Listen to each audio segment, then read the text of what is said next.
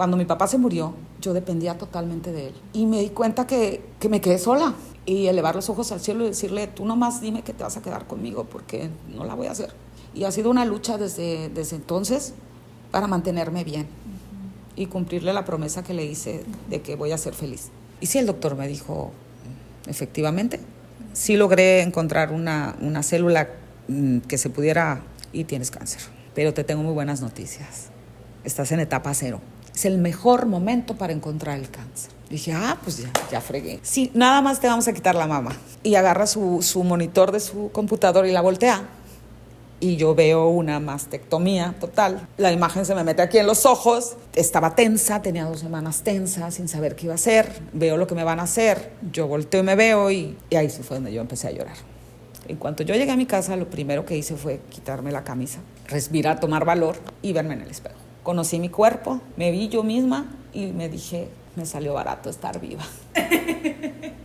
Susi Medina, la historia de una mujer sobreviviente de cáncer de mama que ahora comparte su testimonio con otras mujeres. Estuvimos platicando con ella para Radio Sinaloa, así que no se pierdan la entrevista. Pues muchísimas gracias por aceptar esta entrevista, por darnos de su tiempo. Me gustaría iniciar con su historia, con su niñez, su adolescencia. Ahorita estábamos hablando un poquito del camino que le tocó recorrer, de los estudios que tuvo, pero me gustaría que nos contara usted desde el inicio. Yo fui una niña así, yo fui una adolescente de esta manera, me pasó esto, me pasó lo otro. Creo que es importante para poder como irnos introduciendo un poco a su historia de hoy, ¿no? Me gustaría que se presentara. Mi nombre es y demás. Mira, mi nombre es Susana Medina. Bueno, mi nombre completo es Susana Araceli Medina Osuna, ¿no? Yo siempre digo que mi nombre artístico es Susana Medina, pero ahora soy Susi Medina. Volví a ser la Susi de mis papás. Y la historia de mi vida te la voy a resumir porque ya son 50 años, ¿no? Sí. Yo soy hija de un par de maestros. Mis padres fueron maestros, tengo un solo hermano. Mis padres fueron maestros muy queridos en donde trabajaron. Yo me siento muy orgullosa de los padres que tengo. Estoy criada un poquito a la antigua, cuando los papás con la pura mirada te controlaban. Bueno, sobre todo mi mamá. Mi papá siempre fue más barco, más cariñoso. Cuando yo tenía 6 años, yo entré a la primaria a los 4 años. La niña ya sabe leer, y me metieron a la primaria. Entonces, yo siempre me he sentido muy pequeña entre puros grandes, pues siempre fue muy complicado. No lo hagan, papás, no lo hagan. Vale más que den toda la vuelta y que... Porque yo veo que muchos papás, los niños cumplen años en los 6 años en enero y los meten desde septiembre. No, esos 6 meses de veras que sí cuentan en la madurez. Entonces, pues sí fue una niña pues despierta, listilla. A veces les digo cuando estoy hablando y que la gente a veces piensa que los estoy regañando, les digo, yo no tengo la culpa. A mí mi papá me enseñó a declamar desde que tengo 3 años, así hablo. Entonces... estuve en la primaria donde trabajaba mi mamá, entonces siempre fui la hija de la profesora chata. Cuando entré a la secundaria, en esa secundaria daba clases mi papá y era la hija del profesor Rubén. Cuando entré a la prepa ya era yo. Entonces ahí mi familia sí estaba pasando por un caos muy especial. Mi familia tuvo un momento muy dramático. Mi mamá enfermó de cáncer desde que yo tenía 11 años, cuando yo estaba en primero de secundaria, 10, 11 años. Nosotros no fuimos informados de su enfermedad. Claro que fuimos testigos silenciosos. Mi mamá se lo guardó para ella misma, solo creo que lo compartía con mi papá. Y muchas cosas estoy segura que ni siquiera con él las compartió. Sobrevivió su primer proceso de quimioterapia, no se le cayó el cabello, me acuerdo.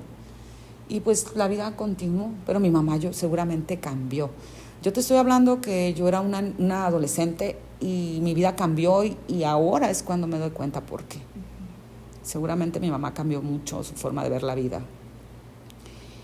Cuando yo entro a la prepa, que ya no era la hija de la profesora Chata ni la hija del profesor Rubén, empiezo entonces sí yo a despertar, a tener amigos y a hacer cosas sin el gobierno de ellos, ¿sabes?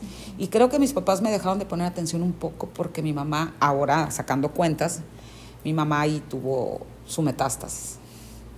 Un primo mío se accidentó, quedó en coma. Entonces toda la atención era para lo de mi primo, mi mamá con lo que le estaba regresando, que se fue a Hermosillo a hacerse radioterapias, porque antes no las daban aquí. Y pues yo andaba de China libre, ya conocí un poquito la vagancia. Allí encontré las que todavía son de mis mejores amistades. Y mi mamá falleció cuando yo tenía 16 años. Estaba yo terminando la preparatoria y estaba inscrita ya para estudiar comunicación en la UDO. Fue muy duro perderla y no tener la información de que la íbamos a perder. Solo al haberla visto que se marchitaba y no sabiendo qué iba a pasar. Me quedé al cuidado de mi padre, que era un hombre extraordinario, un hombre preparado, cariñoso, amoroso, generoso. Lo mejor que me pudo haber pasado, haber tenido un padre como él. Un hombre muy querido, un maestro muy amado. Y fue muy cariñoso con nosotros y pues nos refugiamos en su amor y en sus brazos. Terminé la universidad y estudié un diplomado de fotografía. Siempre me gustó tomar fotos. Y la verdad, cuando me dieron clases de fotografía en la universidad fue un desastre porque éramos 60 alumnos, o sea, no alcanzamos a aprender mucho. Sí. Y estudié un diplomado de fotografía, me enamoré de la fotografía y me dedico a eso desde que salí de la universidad. Soy fotógrafa. Según yo, pues iba a tomar bodas y me iba a hacer millonaria, pero la vida me fue llevando por otros caminos y me enorgullece mucho mi carrera fotográfica porque siento que no me especialicé en una sola cosa.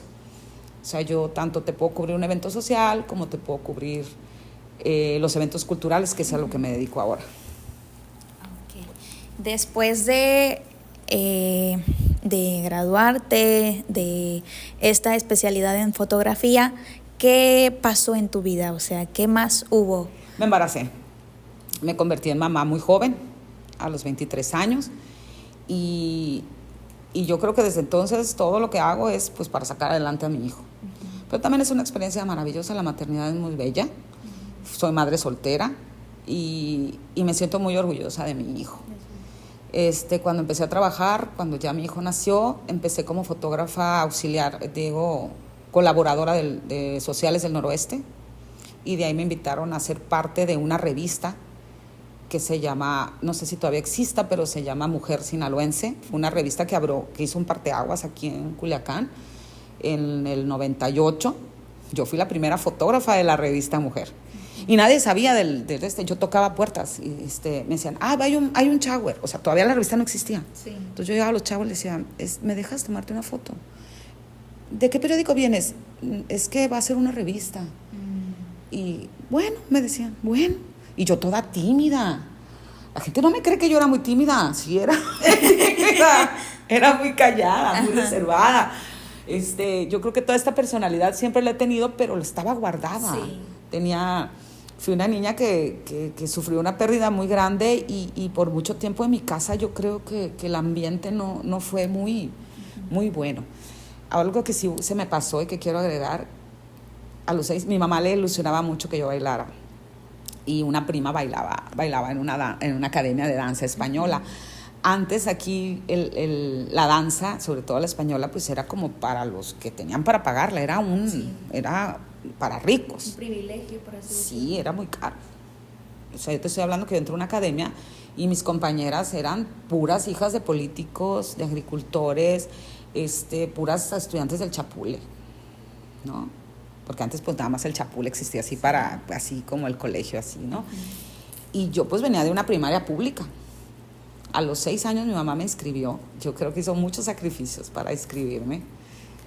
Y nos íbamos caminando, gracias a Dios, era en la Chapule. Yo vivo en el Fobiste Chapultepec, nos íbamos caminando. Me acuerdo muy bien que pasábamos por un baldío.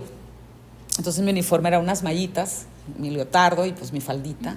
Entonces cuando llegábamos a la academia se paraba mi mamá 2 casas antes y me subía a una jardinera a quitarme los guachapores, porque se me pegaban los guachapores entonces es un recuerdo que yo tengo de mi infancia con ella, porque busco y atesoro todos los recuerdos que pueda recuperar de ella.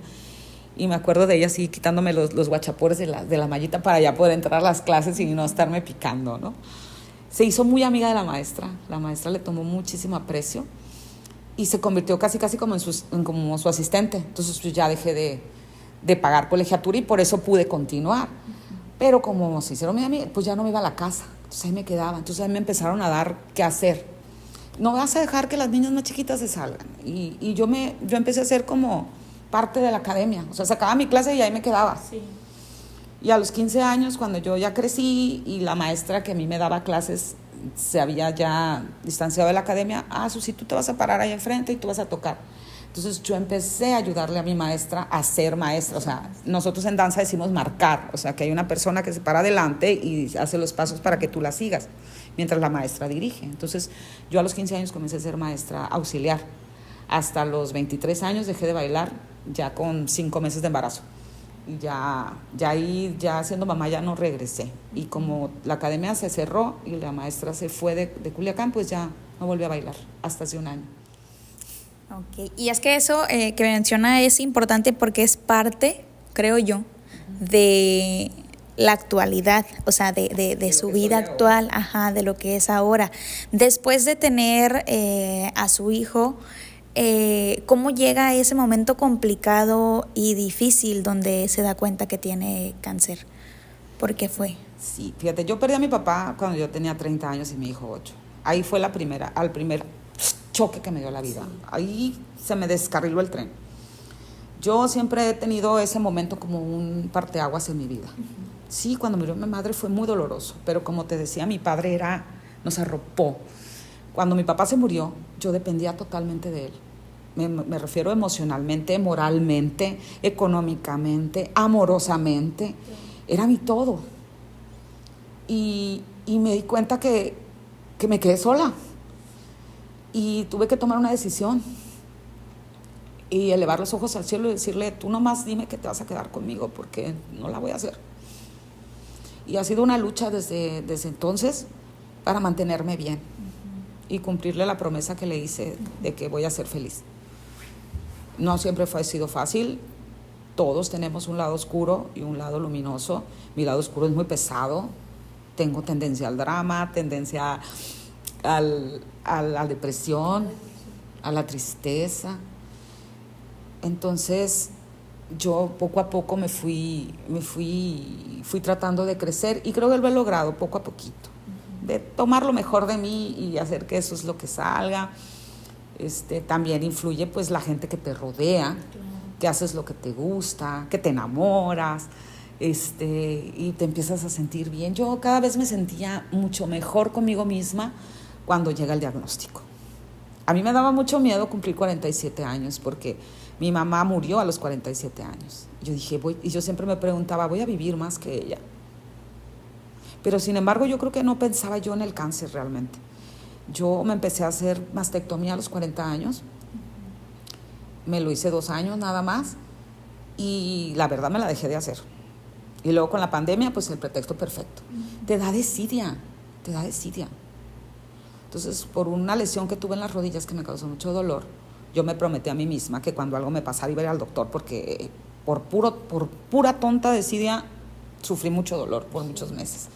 Entonces, cuando tuve una infección, fui al ginecólogo y luego dije, no la voy a dejar pasar porque a veces ahí se la aguanta uno hasta que se le pasa sola. No, dije, voy a ir. Y me regañó, me pegó una buena regañada porque tenía más de 5 años que no me hacía una mamografía.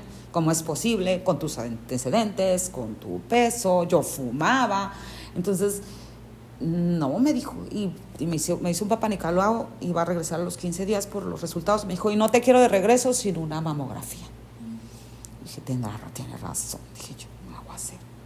Y fui, me pasaron los días porque tienes que ir que sin desodorante, que si eso. No, ahorita no puedo, no, que un día que no vaya para allá, no, pero sí no se me quitó de la cabeza. O sea, yo ya tenía como el propósito de hacerme más cargo de mí misma. Y fui a Salud Digna a hacerme la mamografía. Como sin nada, sin miedo ni nada. Yo, para que el doctor me regañara cuando volviera. Sí. Entonces, porque uno sí se revisa, ¿no? Porque tengo que decirte que cuando yo tenía 18 años, mi mamá se murió cuando yo tenía 16, cumplí 17. Al año siguiente, yo me descubrí una bola en una mama, gigante de ese tamaño. ¿Te imaginas el susto? ¿Te imaginas la cara de mi familia? Claro.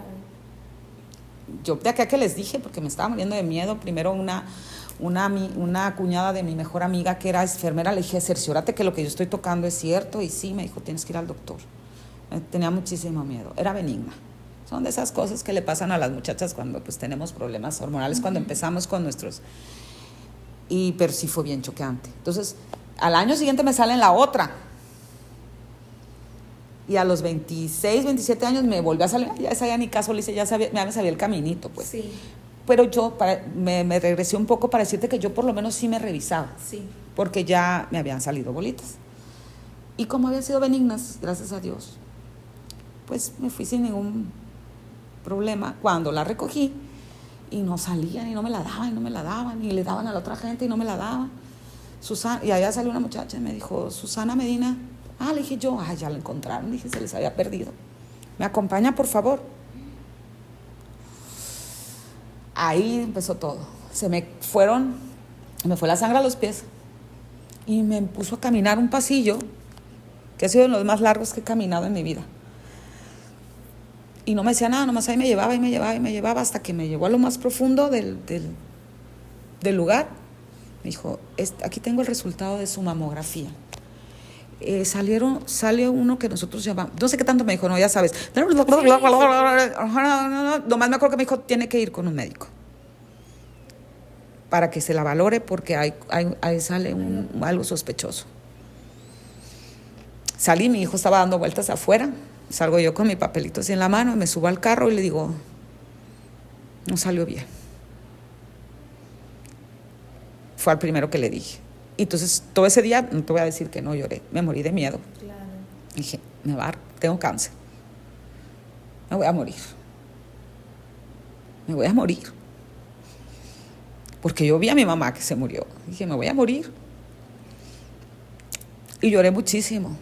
Pero al siguiente día, en la mañana, me bañé, me limpié las lágrimas, hice lo que tenía que hacer. Hice sacar cita con un doctor. Hice todo lo que tengo que hacer para que me den mis citas aquí en el ayuntamiento. Y hablé a una prima, le dije, necesito un ginecólogo que sea especialista en mama. Me consiguió un nombre, fui, saqué la cita, me la dieron hasta la siguiente semana. Y ese día tuve una reunión familiar y yo no dije nada, yo así callada. Porque no podía, porque ni siquiera sabía. Pero tienes un miedo, yo creo que lo peor de una situación como esta es la incertidumbre. Entonces, saber qué tienes o no tienes y qué tienes. Y qué va a pasar. Ya al siguiente día saqué cita con un particular. Fue una historia muy hermosa, muy larga, pero terminé en manos de un programa que tenía Salud Digna, que fuera el doctor con el que yo había sacado cita y terminó no cobrándome ni un peso. Él me hizo la biopsia, que era muy complicada, porque yo no tenía un tumor, yo tenía unos puntitos que brillaban más que otros, así me lo dice él, ¿no? Él me hizo la biopsia, bueno, fueron días de esperar y esperar, pero era un 95% que es cáncer, pues. Hasta que me dieron el diagnóstico final, que ya comprobado con el resultado, y sí, el doctor me dijo, efectivamente, sí logré encontrar una célula que se pudiera, y tienes cáncer. Pero te tengo muy buenas noticias. Estás en etapa 0. Es el mejor momento para encontrar el cáncer. Dije, pues ya fregué. Dije yo, bendito sea Dios. Sí, nada más te vamos a quitar la mama. Y agarra su monitor de su computador y la voltea. Y yo veo una mastectomía total, terminada. Y la imagen se me mete aquí en los ojos. Estaba tensa, tenía 2 semanas tensa, sin saber qué iba a hacer. Veo lo que me van a hacer. Yo volteo y me veo y ahí sí fue donde yo empecé a llorar. Pero pues ya tenía yo una certeza que tengo y que me van a hacer. Y lo de la mastectomía fue muy complicado, lo tengo que reconocer. Es muy, muy, muy duro. Te da mucho miedo. Aparte me da mucho miedo la operación, porque dije, imagínate, yo tenía un busto muy prominente. Entonces dije, de aquí me arranquen todo y me van a tener en el quirófano y la sangre y si me muero, o sea, me daba mucho miedo la operación. Me hicieron la cita pronto, como 2 meses nada más, no tuve mucho tiempo para estar sufriendo. Fue todo un proceso, yo sola fui sanando poco a poquito. Yo sano llorando, o sea, yo primero lloro. Yo soy muy mala para el primer impacto de las cosas. A mí dime algo y yo lloro y me pongo histérica. Pero eso ya después, ya como que el cerebro me funciona. Ya como que después me adapto. Y sí, ya me operaron en mayo del 2022. A mí me detectaron cáncer en marzo y yo en mayo ya estaba en el quirófano, el 4 de mayo. Para mi buena suerte, para mi vida futura, pero para ese día fue complicado. Como yo tenía un busto muy prominente, el busto izquierdo me lo redujeron. Entonces mi operación fue doble. O sea, yo me tuve que recuperar de 2 heridas de 25 centímetros horizontales y dos verticales de 10 centímetros. Entonces fue dolorosísimo, muy doloroso. Pero muy curioso porque cuando ya salí del quirófano, que era lo que más miedo me daba, me sentía muy bien. Dije, ya, como que ya había pasado lo peor. Ya pasó lo peor. Claro que yo no era capaz de verme. Una prima mía me curaba y mi hijo, yo me bañaba con los ojos cerrados. Yo nunca volteé a verme las cicatrices. Fue algo que me costó mucho. No se animaba. No estaba. Me sentía muy bien, me sentía viva, pero no tenía el valor de verme. Pasó un mes y ya cuando me tuve que curar yo sola, que era ya nomás ponerme pomadita y eso, lo hacía con los ojos cerrados. Con los ojos cerrados, nunca volteé. Me bañaba sin ver, me cambiaba sin verme, no me podía ver, lo sentía, pero no lo veía. Pero como lo que sientes es dolor, pues porque todavía estás con la cuestión de la cicatrización interna, que es más tardada y todo eso. Cuando yo al mes regreso con mi ginecólogo que me operó, ya con los resultados de lo que me quitaron, lo mandan a analizar para cotejar que lo que te dijeron antes de la operación era lo mismo o sale algo. Llego con el médico con las hojas así temblando, ya las abre y yo lo veo. Usted ya no tiene cáncer. Usted no tiene nada. El cáncer se fue. Su cáncer estaba in situ. Usted no necesita quimio, no necesita radio. Y como su cáncer es hormonal, va a tomar una pastilla durante 5 años todos los días. Y me canalizó con el otro oncólogo clínico. ¿Sabes lo que esa noticia significa? No quimio, no radio. Yo fui sola a esa consulta. Nadie me pudo acompañar. Me fui, ya me animaba a irme en Uber, entonces ya me regresé a mi casa. En cuanto yo llegué a mi casa, lo primero que hice fue quitarme la camisa, respirar, tomar valor y verme en el espejo. Ahí, yo sola en mi casa, frente a mi espejo, me vi, conocí mi cuerpo, me vi yo misma y me dije, me salió barato estar viva. Estaba tan feliz, tan feliz. ¿No reaccionó mal? No, porque ya lo había tocado, pues es chocante, es diferente, es muy diferente. Ya ahorita me vale, yo ya, es muy hermoso también cuando te reconcilias contigo misma, con tu cuerpo. Aparte, una experiencia como esta, o te renuevas, o qué mala onda, que la viviste para mal. Y ahí cambió mi expectativa a la vida. Mucha gente no supo lo que me pasó, fue tan rápido, me sometí, pues gente que me conoce, pues, mis compañeros, yo que soy periodista de cultura, pues me dejaron de ver, pero ni supieron por qué, luego ya me vieron. Entonces yo aparte, por las rodillas yo había adelgazado. Entonces aparte yo salgo renovada de vida. Entonces me acuerdo que todo el mundo me decía, ¿qué te hiciste? Y yo, estoy viva. Estoy viva. Y desde ese día me encanta estar viva y le quiero dar el mejor sentido que pueda a cada respiración que Dios me permite dar. Es que yo creo que no fue algo pequeño, fácil, sencillo lo que le pasó, o sea, lo que te pasó. Y esos momentos tan complejos de incertidumbre, donde no sabías si me voy a morir, voy a vivir. Entonces, el hecho de que le hayan dicho no tienes cáncer, no necesitas quimioterapias, es, no sé si sea creyente de Dios o de la vida, del universo, en lo que usted crea, pero un regalo realmente, un reinicio es un de reinicio. vida. Nosotros, en el grupo que tenemos y en los grupos que yo voy, todos estamos de acuerdo en que esto es un regalo. Sí, o sea, cabrón, ¿no? Porque duele y es una pérdida. La pérdida de la salud, la pérdida de la certidumbre, pero también te mueve y, como dice una de mis compañeras, te sienta. ¿Qué estás haciendo? Y de entonces empiezas a vivir por ti. Y todo cambia, pero cuando tú cambias, cambia todo a tu alrededor. Y eso es maravilloso. Y al final del día es un regalo. Al final del día. Y mi lucha y mi empeño va a estar siempre en que las mujeres traten de tomarlo así. No va a ser inmediato. Primero hay que llorar, hay que sufrir, hay que tener dolor, claro. Pero entre más te duele, más disfrutas este momento. Y por ejemplo, de ese momento donde ya tú te sentiste viva, reiniciada, una nueva Susi, ¿cómo llegaste a ser maestra de castañuelas y compartir tu experiencia y escuchar la experiencia de otras mujeres que pasaron por lo mismo que tú? Mira, como yo me sentía muy bien, y yo cuando tuve el proceso, cuando tuve el proceso, no sabía yo que había grupos de mujeres sobrevivientes de cáncer de mama, que había grupos de apoyo, que yo podía apoyarme en otra cosa. Yo me apoyé en mi familia, tengo una familia amorosa, creo que tengo el carácter y al final lo pude sacar para salir adelante. Yo pude haber dejado esta experiencia atrás, claro, que era lo que yo quería, continuar con mi vida y comerme la vida a mordidas. Pero a consecuencia de mi mastectomía, yo tenía mucho dolor en el brazo.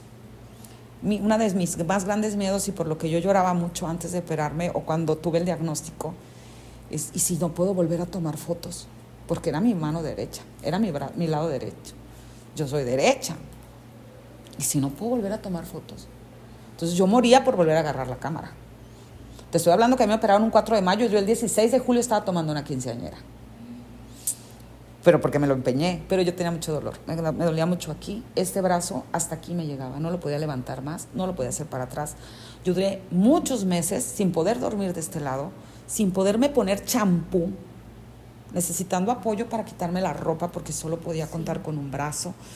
Era muy, muy incómodo, muy doloroso, y dormir con dolor. Y no, ya me harté, yo necesito ayuda, necesito quitarme. Sí, fui a terapia, me ponían estos, pero no era la terapia especial para el tipo de dolor que yo tenía.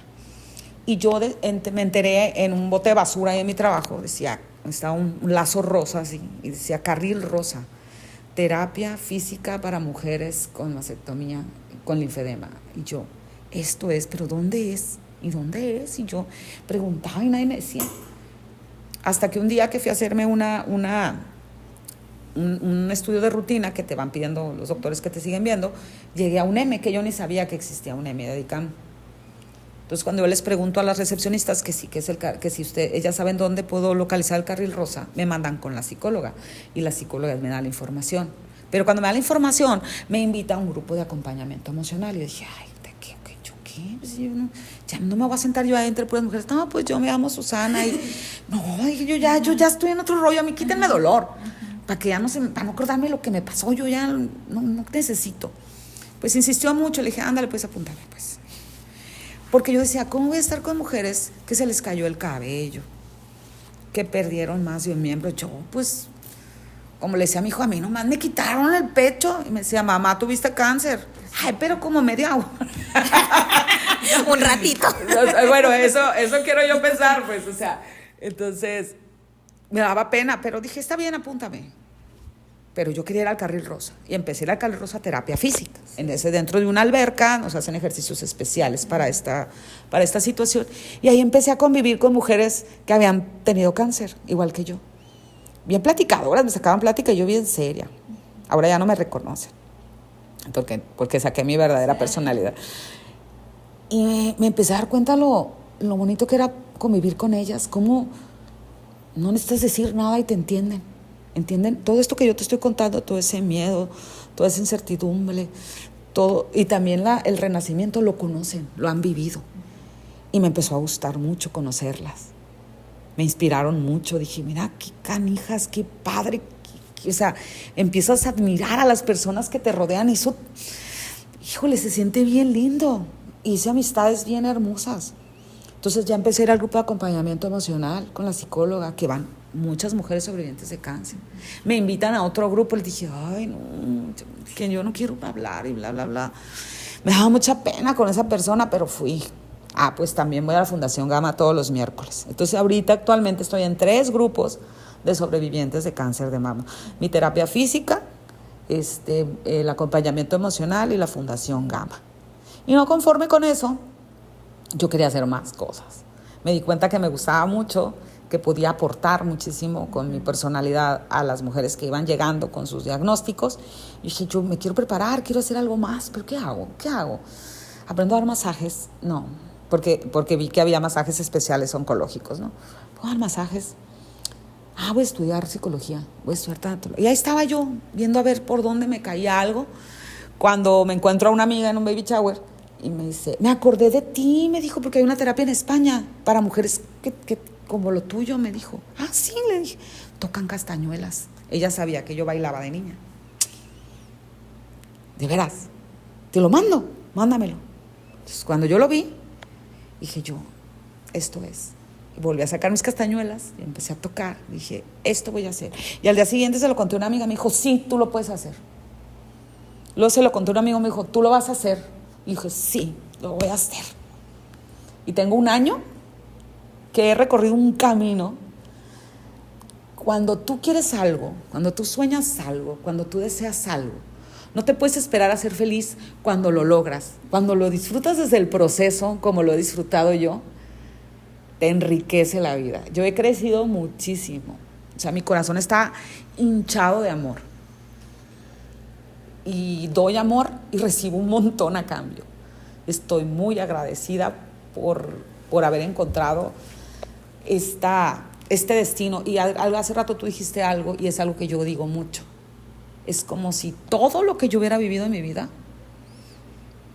desde ese caminito agarrada de la mano de mi mamá entre los guachapores para llegar a mi clase de danza, su mismo diagnóstico, su silencio, todo me ha llevado a hacer esto que hago hoy. Porque yo voy a luchar siempre porque las mujeres hablen con sus hijos, porque saquen lo que tienen adentro, por ella, por todo lo que ella no dijo.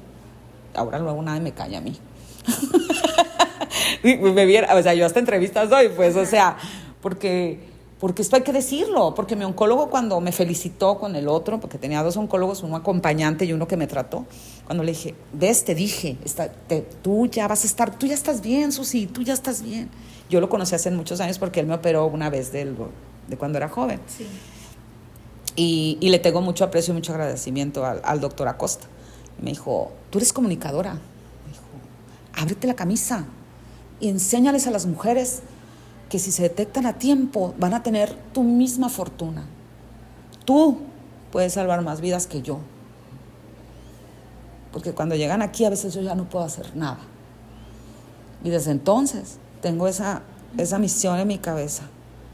Y lo que me quede de vida, yo no sé si son 2 semanas, o 5 años, o 10, los que sean, yo voy a vivir para eso. Es que creo que está comprobado que cuando una persona pasa por un cáncer y tiene un acompañamiento, tiene a alguien o tiene por lo menos un sentido de la vida, eso hace que el proceso sea un poquito menos pesado, menos complicado, menos difícil.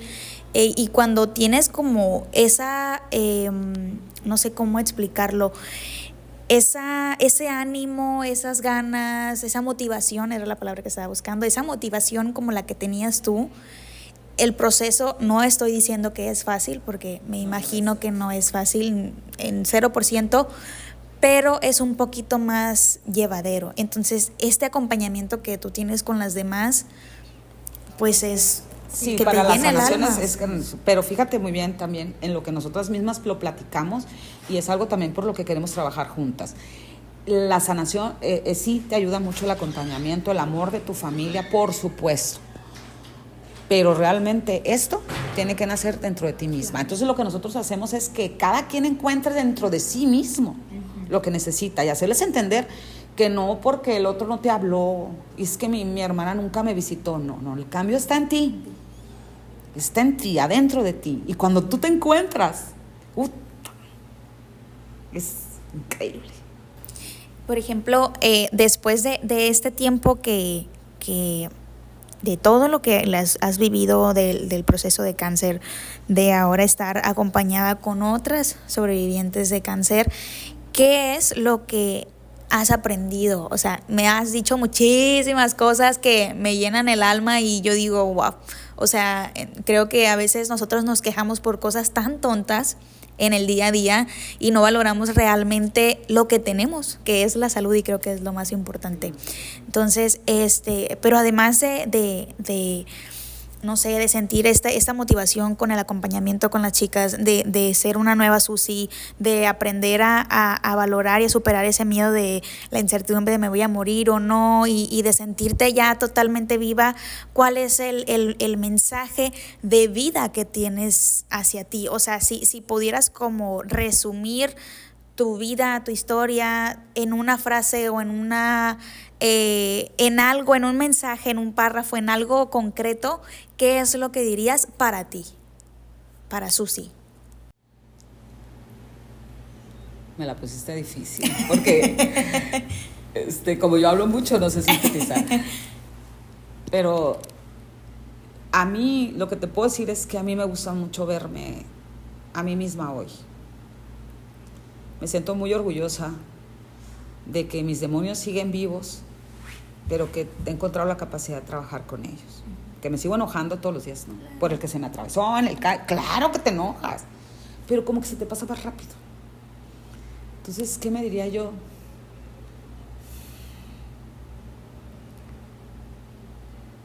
Mi experiencia de vida, no sé, es que no sabría qué decirte de todo lo que siento.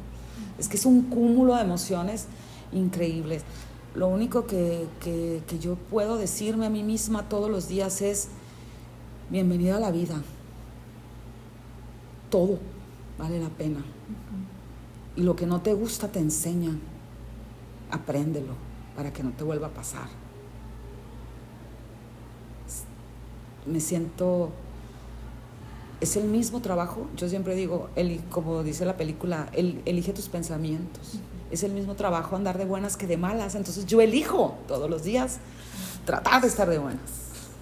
Y es bien padre porque pones de buenas al que se para del rojo enseguida de ti, te ve que estás cantando y bailando. Yo bailo en el carro, yo bailo caminando. O sea, me siento muy feliz, muy plena, y lo quiero transmitir. Y quiero que cualquiera sepa, y yo les digo a mis alumnas, les digo, yo soy una castañuela, pero yo no soy siempre una castañuela. Yo lloro, yo sufro, yo he sufrido, yo conozco el lado más duro de la vida.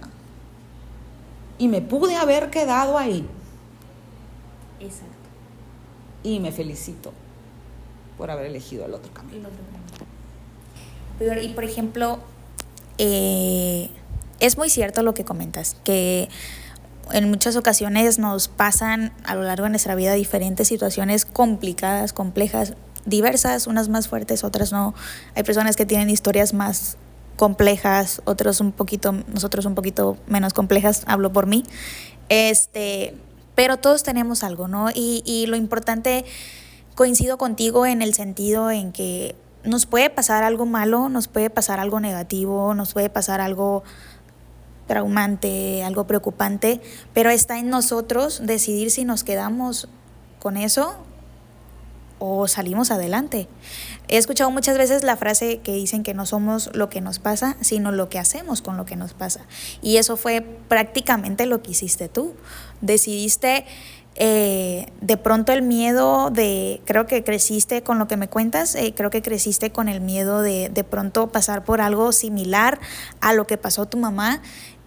Y al final de cuentas, fue algo similar, o sea, terminó como que pasando esto que tenías tanto miedo y Dios, la vida, el universo, en lo que decías creer tú o en las personas que nos van a estar escuchando, te dieron esta oportunidad de decir, no, o sea, esta es tu historia y es diferente y va a ser diferente y si decides hacerlo diferente va a ser aún mejor. Y por ejemplo, me llama la atención también esta convivencia que has tenido con otras mujeres sobrevivientes con cáncer. Me gustaría también preguntarte cuál es el mensaje que tú le darías a aquellas que van iniciando con este proceso, que de pronto hoy, ayer, la semana pasada, el mes pasado, recibieron este diagnóstico de que tienen cáncer. Me imagino que no ha de ser una noticia muy, muy compleja y de mucha incertidumbre, como lo que tú comentaste. Entonces, ¿cuál es el mensaje, la frase, la palabra, algo que te gustaría decirles a ellas después de tu experiencia y de lo que has escuchado de otros testimonios? Yo lo que le diría a una mujer recién diagnosticada, que lo hago a veces cuando voy a la consulta que duras horas y tú les ves las caras de miedo, yo siempre les tomo la mano y les digo, vas a estar muy bien. Ahorita no parece. Y sí vas a sufrir dolor. Y ese nadie te lo va a poder evitar. Pero vas a estar bien. Porque siempre estamos bien. Y siempre vas a vivir ese proceso. Pero como dice una de mis compañeras que sí tomó quimio, o sea, yo cuando voy a mis quimios, yo la bendigo y la agradezco. Digo, gracias por entrar a mi cuerpo a sanarme. Todo en esta vida depende cómo lo ves. Las cosas pasan, no nos pasan, las cosas pasan. Como dijiste tú, cómo las asumes tú. Solo tú puedes controlar cómo te pasan las cosas, cómo lo vas a asumir. Yo lo aprendí, creo que tarde, pero lo agradezco haberlo aprendido algún día, porque me pude haber muerto sin aprenderlo nunca. Y ahorita que estábamos hablando de metáforas, hay una que me gusta mucho, el que trae una taza en la mano y se tropieza y tira el café. Y dices, ¿pero por qué tira café? Porque trae café. Si tú trajeras agua, derramas agua. Si traes aceite, tiras aceite. Cuando la vida te sacude, ¿qué vas a tirar? Entonces, yo me preparo. Yo no sé si a mí el cáncer me va a regresar. Me van a poder seguir pasando tragedias muy fuertes. Pero yo me preparo todos los días para que cuando la vida me sacuda, yo arroje amor, arroje paz y arroje alegría. Porque voy a arrojar lo que yo traiga aquí. Y en eso me preparo. Y ese es mi mensaje, la verdad.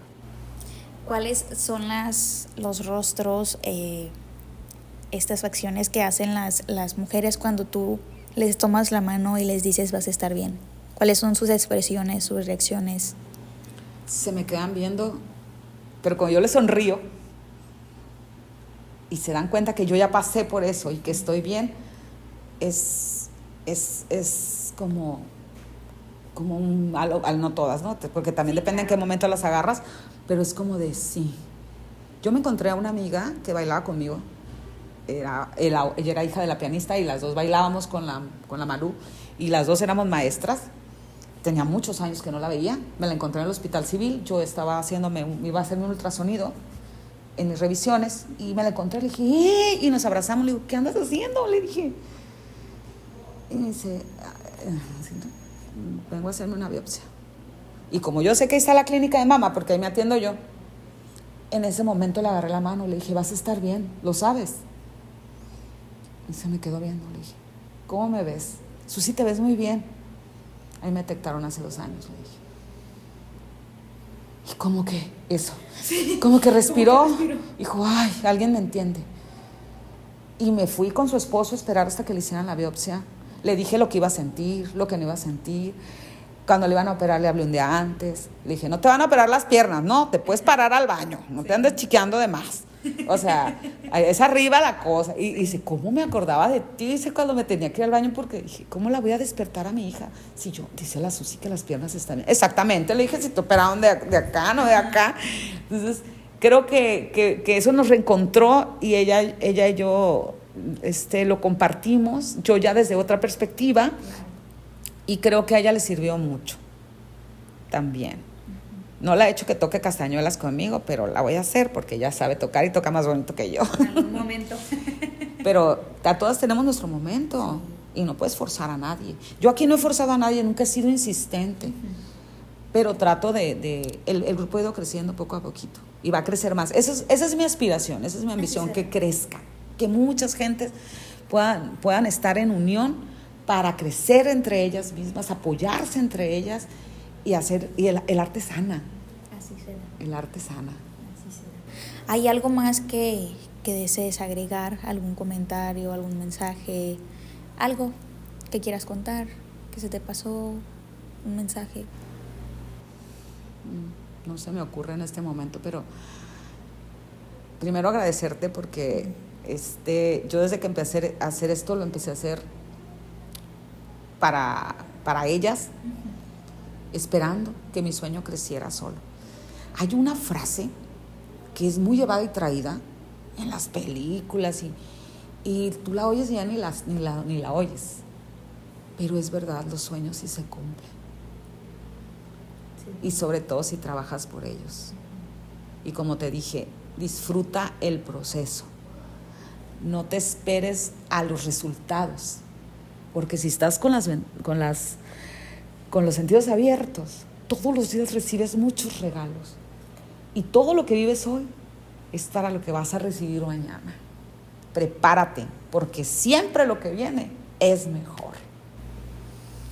Ay, muchísimas gracias. Gracias porque desde el momento en el que me tocó saludarte y decirte, ay, buenos días, me recibiste con esa sonrisa que tienes ahorita, Y tengo que 1.5 horas de conocerte, platicamos nada más por mensaje el fin de semana, pero de conocerte en persona y de escuchar tu historia es 1.5 horas, pero eres...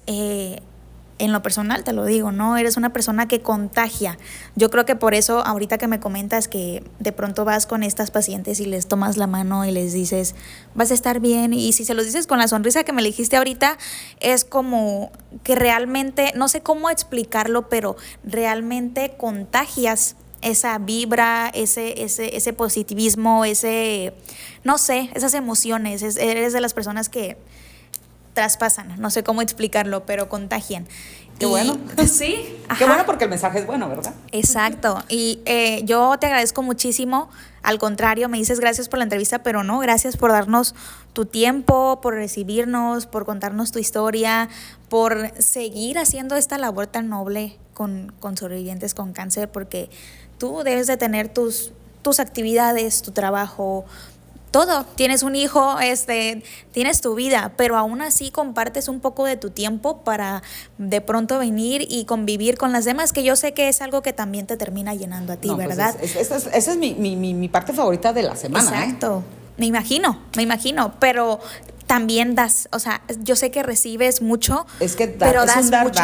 Es un dar y eso está bien. Ajá, entonces te agradezco mucho que nos hayas contado tu historia y que nos recibas y que nos hayas aceptado y nos hayas dado de tu tiempo. Gracias a ustedes. Muchísimas gracias a ti. Por voltearnos a ver.